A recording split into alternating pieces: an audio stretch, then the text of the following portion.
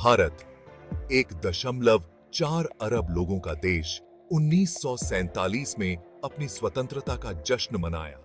फिर भी 75 साल बाद भी देश जाति, आरक्षण और अल्पसंख्यक अधिकारों के मुद्दों से जूझ रहा है।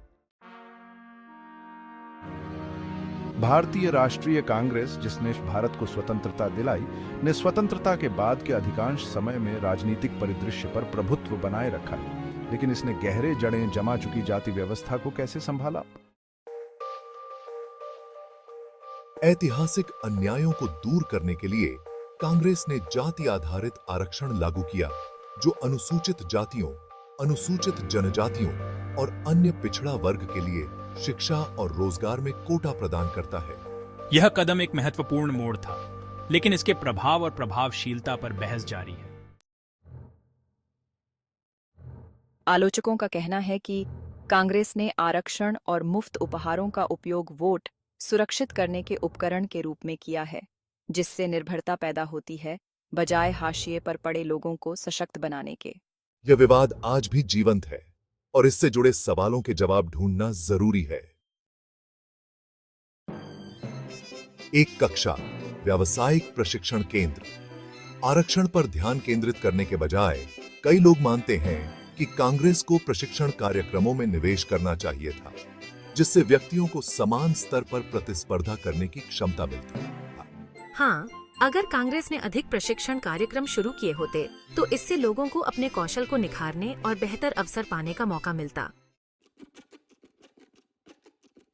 बाजार, छोटे व्यवसाय। एक मजबूत प्रशिक्षण प्रणाली ने खेल का मैदान समतल कर दिया होता, जिससे योग्यता और कौशल सफलता का निर्धारण करते, जाति या आर्थिक स्थिति की परवाह किए बिना। बिल्कुल सही। एक समान अवसर प्रदान कर हम एक अधिक समावेशी और प्रगतिशील समाज बना सकते थे, जहां हर व्यक्ति अपनी मेहनत और क्षमता के आधार पर आगे बढ़ सकता था। सरकारी कार्यालय, डेटा चार्ट। सरकारी नीतियों और कार्यों में पारदर्शिता महत्वपूर्ण है। यदि प्रणाली स्पष्ट सुधार के रास्ते दिखाती, तो व्यक्ति अपनी कमजोरियों को समझकर उन्हें दूर करने का प्रयास कर सकते थे।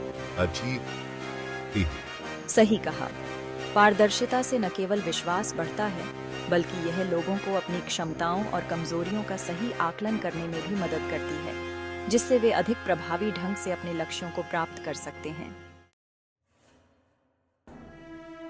अपनी पिछली नीतियों के बावजूद कांग्रेस जाति आधारित जनगणना का समर्थन करती रही है।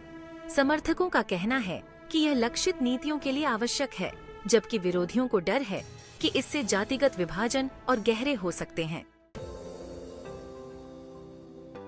अपने लंबे शासन के बावजूद कांग्रेस को अपनी दृष्टिकोण विकसित न करने के लिए आलोचना का सामना करना पड़ा है।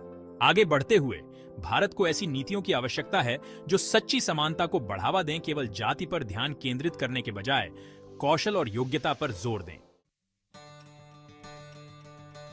भारत की ताकत उसकी विविधता में निहित है। अब समय आ गया है कि हम ऐसी प्रणाली बनाएं जहां हर कोई जाति और आर्थिक स्थिति की बाधाओं को पार करते हुए अपनी पूरी क्षमता हासिल कर सके। जाति आधारित आरक्षण और जाति आधारित जनगणना पर आपके क्या विचार हैं? हमें नीचे कमेंट में बताएं और अधिक जानकारीपूर्ण चर्चाओं के लिए लाइक, शेयर और सब्सक्राइब करना न भूलें।